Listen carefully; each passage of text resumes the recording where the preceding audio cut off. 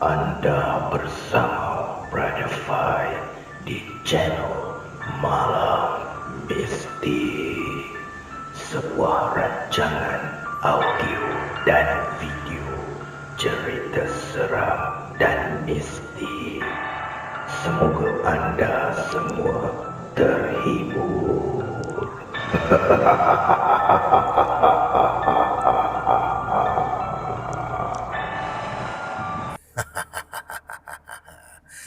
Apa khabar para pendengar Malam Mistik?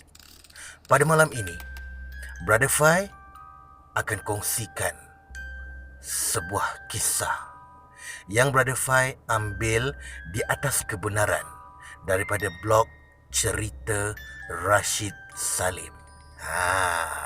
Masih ingat Rashid Salim, sahabat Brother Fai yang telah lama tidak Brother Fai kongsikan kisahnya.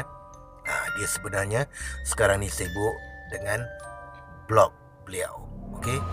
Dan cerita ini adalah perkongsian daripada follower beliau dan diolah semula oleh Rashid Salim.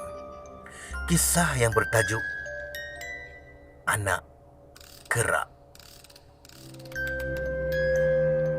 Seorang suami mengamuk dengan memukul isterinya kerana tidak diberikan susu yang diminta. Lelaki terbabit berang kerana permintaannya tidak dipenuhi.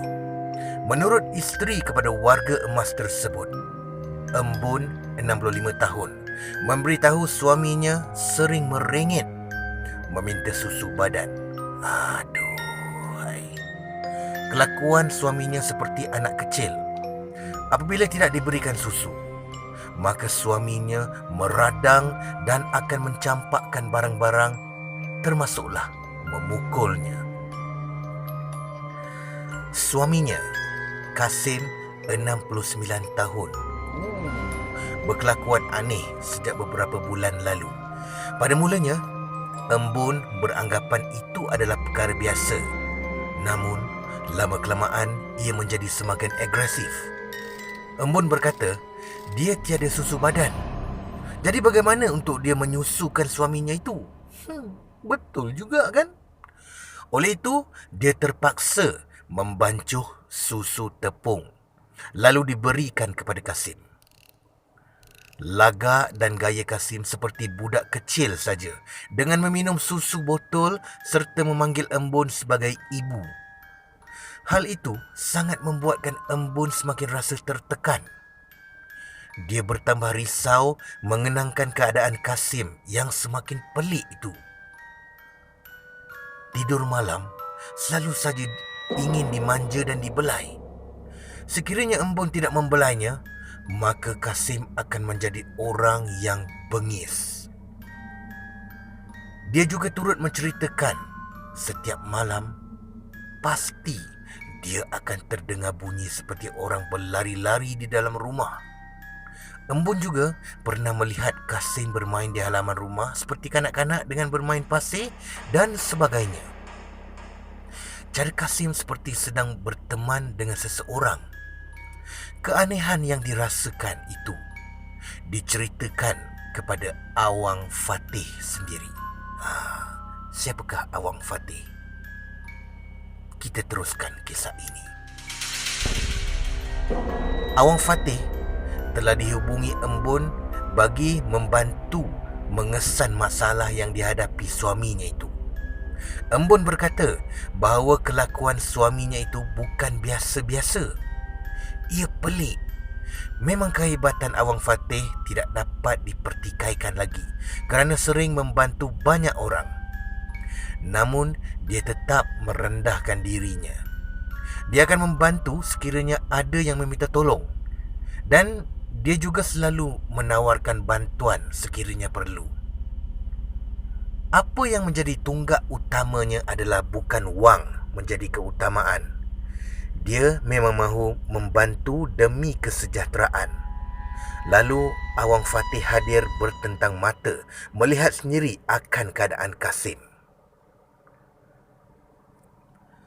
Hasil pengamatan Awang Fatih, dia melihat Mata Kasim berwarna merah.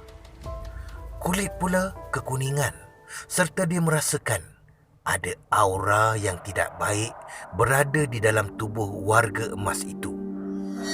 Awang Fatih memaklumkan kepada Embun bahawa suaminya itu kerasukan jin anak gerak.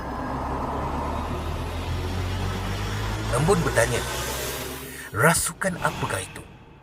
Kemudian Awang Fatih menceritakan serba sedikit tentang jin anak kerak ni. Ia tentang apa yang Embun lihat.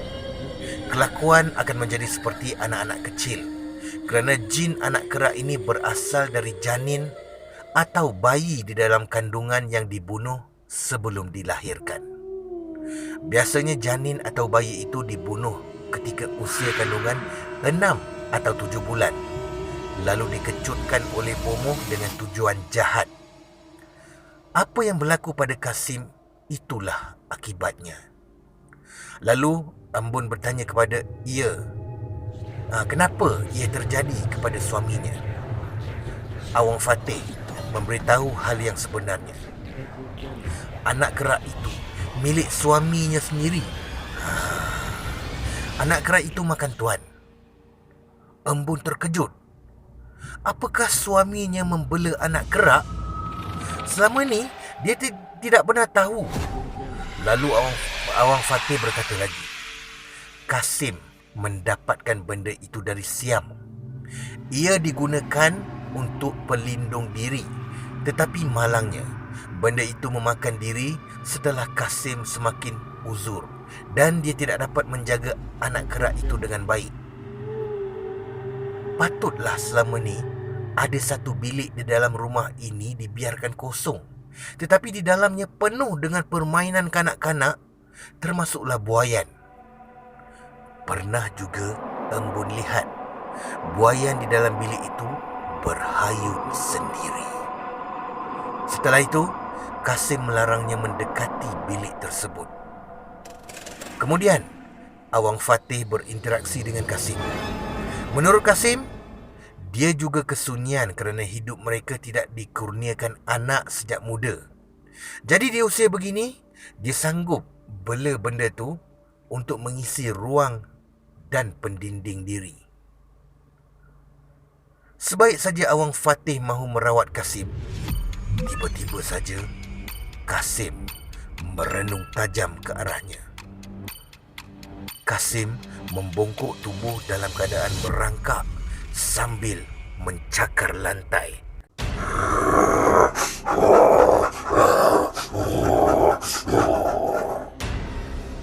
Dia seperti mahu mengamuk. Awang Fatih memujuk anak kerak itu. Dengan bacaan ayat ruqyah, Awang Fatih yang tadinya duduk bersila terus bangun berdiri sambil menghulurkan jari telunjuk tepat ke dahi Kasim. Seterusnya, jari itu menyentuh ubun-ubun kepala Kasim. Lalu, terdengarlah tangisan suara Kasim meminta tolong. Tolong! Tolong! Sakit! Tiba-tiba, mengatakan dia sedang sakit. Setelah itu, Awang Fatih bergerak ke arah belakang Kasim yang mula merebahkan punggungnya ke lantai. Kasim duduk bersila. Kedua-dua bahu Kasim jatuh lemah. Air mata Kasim menitis laju. Awang Fatih tahu itu hanya tipu daya anak kerak. Anak kerak itu seperti degil mahu keluar dari badan Kasim. Kemudian Awang Fatih menepuk-nepuk belakang Kasim sesudah mulutnya berkumat kamit membaca ayat. Serta-merta mulut Kasim tersembur muntah darah.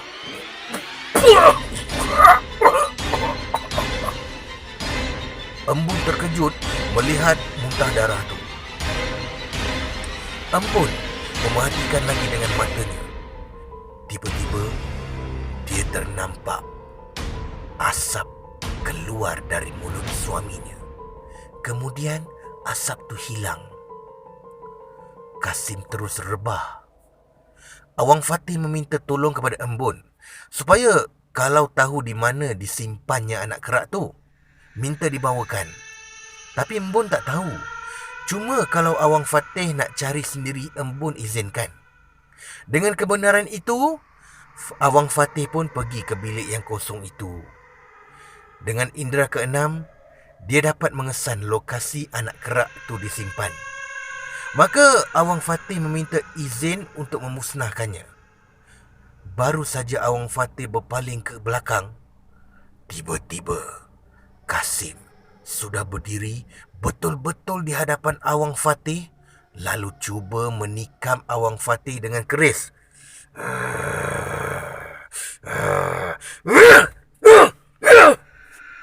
Awang Fatih sempat mengelak dan dengan tangkas Awang Fatih melibas dengan kain yang berada di bahunya tepat ke muka Kasim. Dengan itu, Kasim rebah lalu tersedar dari rasukan. Embun pula tidak dapat berbuat apa-apa. Dia terkedu melihat insiden itu. Awang Fatih berpesan, janganlah dekatkan diri dengan perkara-perkara syirik kerana ia tidak akan memberikan apa-apa keuntungan. Meskipun ada yang menggunakan anak kerak ini sebagai pelaris untuk perniagaan serta sebagai pengasih. Ada juga untuk perbuatan khianat atau sihir sehingga menutup perniagaan-perniagaan orang lain. Awang Fatih meletakkan anak kerak itu di atas tanah. Kemudian, dia membaca ayat ruqyah untuk memusnahkan benda itu sambil diperhatikan Kasim dan Embun. Kemudian, anak kerak itu terbakar dengan sendirinya, lalu menjadi abu. Awang Fatih berkata, Kasim masih bernasib baik kerana jin anak kerak itu tidak terlalu kuat. Jikalau tidak, pasti nyawa Kasim dalam bahaya. Biasanya, jin anak kerak yang kuat adalah dari janin atau bayi sulung dari pasangan sulung. Sekian dari olahan Rashid Salim. Terima kasih, Brother Fai. Terima kasih kepada anda yang mendengar kisah ini.